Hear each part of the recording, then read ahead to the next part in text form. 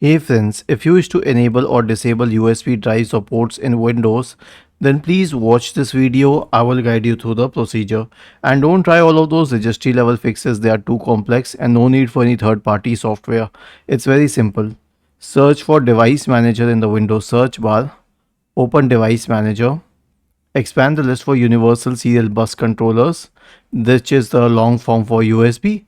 You'll find something called as USB root hubs, and I have 5 of them, which means I have 5 USB slots on my system.